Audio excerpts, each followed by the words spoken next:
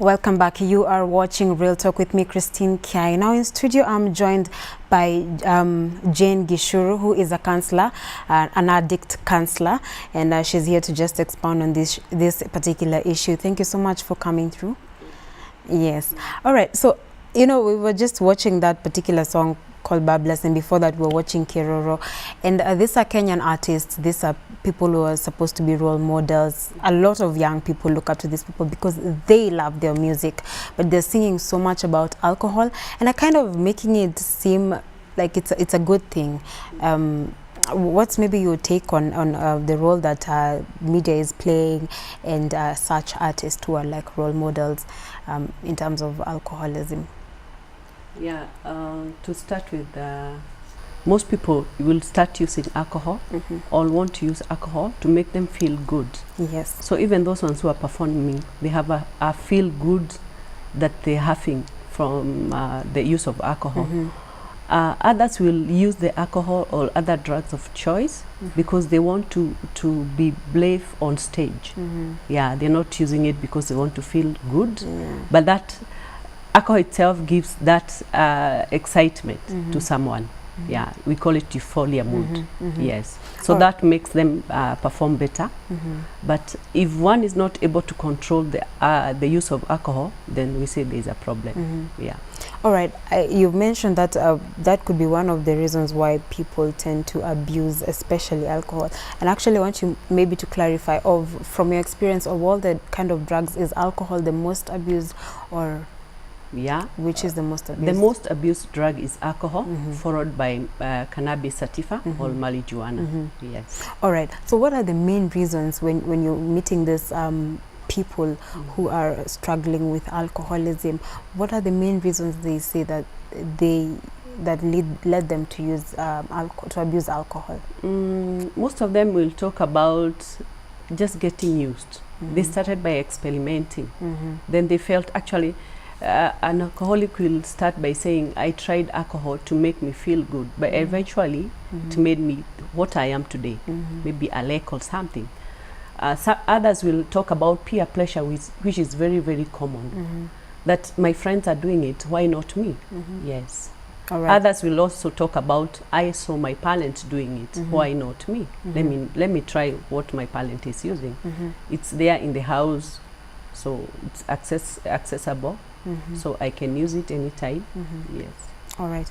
So in your experience, you know, of dealing with all these people, rather drug addicts, alcohol addicts, what kind of services do you offer them when they come to you and say, okay, I'm an alcoholic, or I feel like I could become addicted to alcohol? How does the treatment process begin? Maybe Christy. Yes. Yes. Most people who have alcoholic problems don't come. They don't voluntarily go to hospital to say that I have a problem. Actually, it's the relatives, the parents, the sisters and brothers who realize that this person has a problem, because denial is very, very common with these people. So those are the people who, the relevant others, are the ones who are going to bring this person to the hospital or to the clinic or to a rehabilitation center, because they have seen, they've talked to this person, they've maybe persuaded him to stop using. He's unable to stop because he has reached a point of where he's now fully dependent on the alcohol. Yes. All right. So then how does the treatment process begin? So depending on the level of alcoholism, where is this person? First of all, as a counselor, I'll do screening, whereby I'll take through this person through a checklist that we have to find out how much he could be using, whether the problem is mild, severe, or moderate. Now that is what will tell me what kind of level I'm going to give this client, this person, the treatment. That means we have levels of care. We can do one-on-one from maybe from a clinic or from the house, depending on where this client is. We can take this client to a hospital, and we can also take this client where he'll be coming for sessions daily or once in a week, mostly once in a week. But others who are severely intoxicated, who are the alcoholism is so severe, we take them in a rehabilitation where we do a program of 90 days program. Yes. All right, so you're saying that none of the patients just come voluntarily and say, you know what, I need to check in to rehab. They are there, but very few. All right. So then at what point does one discover that I am an addict? At what point does it get, you know, that you discover, okay, I'm an addict, or the people around you discover this person is getting addicted to alcohol? Because, I mean, you could just say, I'm not, because I just do it over the weekend, or I do it 4 times a week and I don't do it all the time. There are factors that we look at. And first of all, we need to understand what is alcoholism or who is an addict. Alcoholism is a condition that is characterized by excessive consumption of alcohol, and too much. Most of the time you spend on alcohol.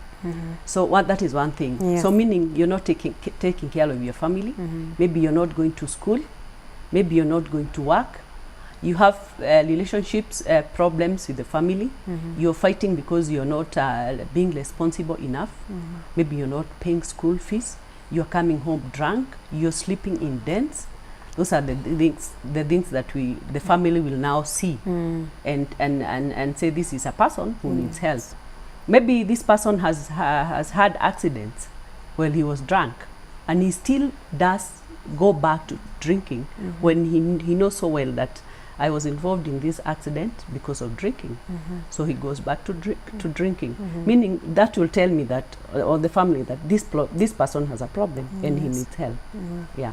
All right. Now, you've mentioned some of the factors that other people can identify in someone and be able to, you know, point out that this person could be a drug addict.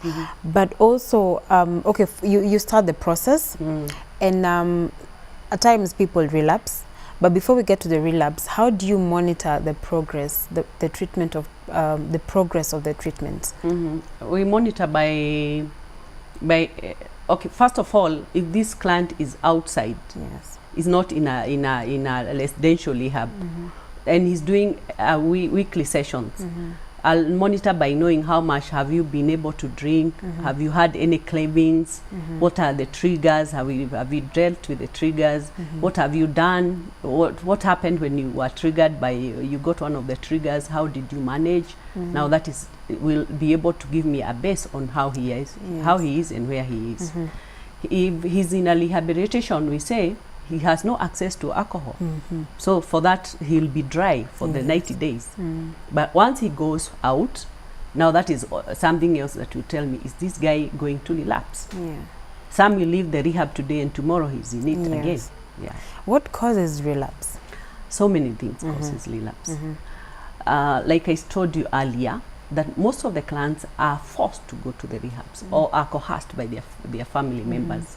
So when they get to the rehab, they are doing the program for them. Yes, they're not doing them for themselves. Yeah, the program is not me. I don't have any problem. I'm doing it for my father. I'm doing it for my sister or any other relevant persons in my life, or maybe workplace.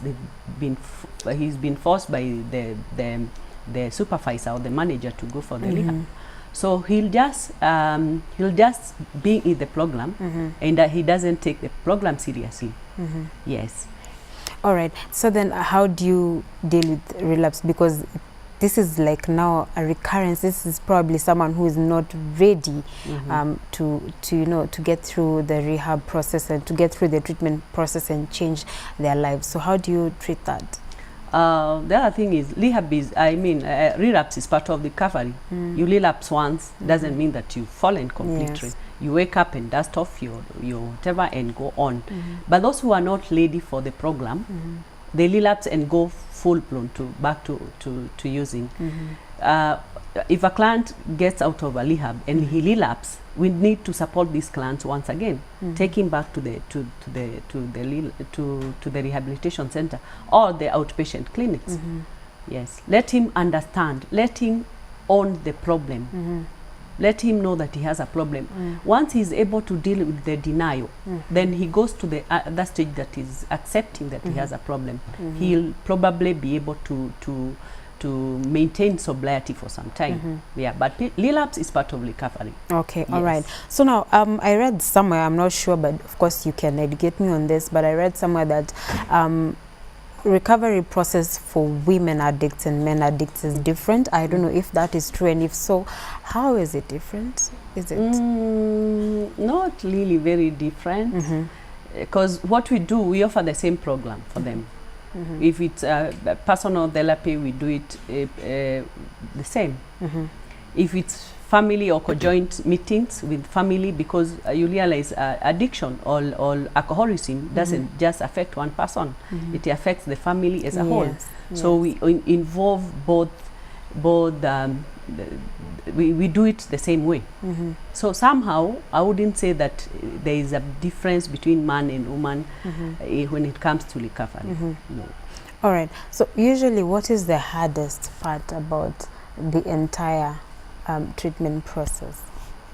The hardest is making this client own the program or own the problem and say, yes, I have this problem and I need to deal with it and I need help. When he's able to do that, other factors are not so it's not a problem. But if this client is able to deal with himself first and foremost, then the rest will be good. Yes. Which of course is usually a very difficult thing to first of all accept and deal with yourself. Yeah. But then how do you get someone into that space where they get to accept first of all the situation so that they can be able to change it? Yeah, in the treatment program, we have what we call the 12 steps. The 12 steps were done by people who are alcoholic anonymous group that came up with the 12 steps that talks about so many things. And one of the things that they need to do is a deep soul searching. Where am I? What has happened? Am I powerless? I've become powerless over my drinking. So what does that mean? It means I need help, either from my parents, or from my friends, or from my workmates, or from God. They call him a higher power. A higher power could be even a ceiling for them, anything. So when a client accepts that he has become powerless over his drinking, then that is a starting point for his to deal with the denial. Yes. All right. Of course, we are saying, I mean, also you can tell me from your experience, the age group that is highly affected by alcoholism. And why is it? Age group that is mostly affected is the youth. Yeah. From the age of 12. Okay, for 12 they start tasting, they start slowly using. But age group between the working class, that is after university, before they clear university, they start using. Maybe allowed 18, 19. Yeah, let's say 18, 19, when they've gotten their identity. Now they know I can start on my own. I don't have to go home. I'm big enough. Then they can start using alcohol all the way to the age of 40, 45. Yes. All right. So, I mean, with your entire experience, you know, dealing with people who are fighting alcoholism, what would you say is the most challenging thing about your job?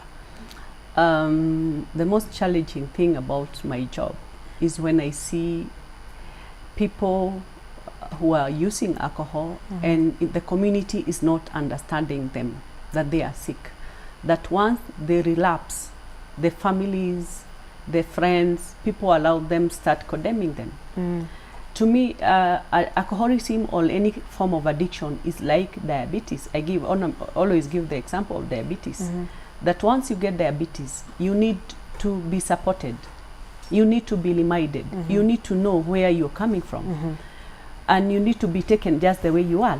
That does not mean you go back drinking.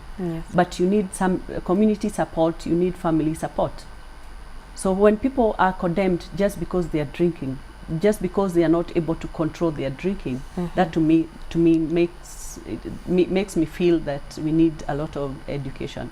Yes. So education mainly is what is needed, because I was just about to ask you, then what can we as society do to first of all change this mentality that, you know, alcohol is cool. You know, it's cool, it makes you a cool person. What can society do, parents, you know, our leaders, you know, and just you and I? Yeah. We need to understand that alcohol is a drug. For most of us in the society, we don't understand that alcohol is a drug. People, when you're mentioning or looking at drugs of abuse, people don't remember alcohol and tobacco. They're the most dangerous used drugs. And we also need to know that some people can become addicts and the others cannot become addicts. So there are people who are able to use the alcohol and in a controllable manner, but there are people who are not able to use alcohol in a controllable manner. So it's good for parents, for us like parents, we need to first of all ensure that we educate our children. We tell them what alcohol does, what it is, and why they should stay away from it. The fact that it makes you feel good, there are effects, long-term effects of alcohol, and one of them is being an addict. Yes. All right. So I'm just gonna ask you two final questions. I would like for you to just maybe give the words that you would use to quantify the effects of alcohol or the seriousness of being an addict. Just 3 words to describe addiction and 3 words to describe being sober. Like what? Just 3 words to describe those 2 situations. And of course, as you think about that, we would like to ask you guys to engage with us on our SMS line 22162. Start with the word circuit. Find us on Twitter, Facebook, and Instagram at acircuity254. We are talking about alcoholism addiction. All right. So 3 words that describe addiction. Being unable to control your drinking, being preoccupied with your drinking, and spending most of the time being preoccupied, and being guilty of your drinking. Yes. All right. 3 words that then now describe, now you know you have changed your life, you have stopped drinking, you become sober. 3 words that would describe one thing before I do that, I would say alcoholism is not treatable, it's not curable, but it's arrestable. So you're sober, for me, I'll say 1 day at a time is good enough. 1 day at a time. Yes. All right. Thank you so much, you know, for coming through and sharing that with us, and sharing your knowledge with us right here on Real Talk. We appreciate your time.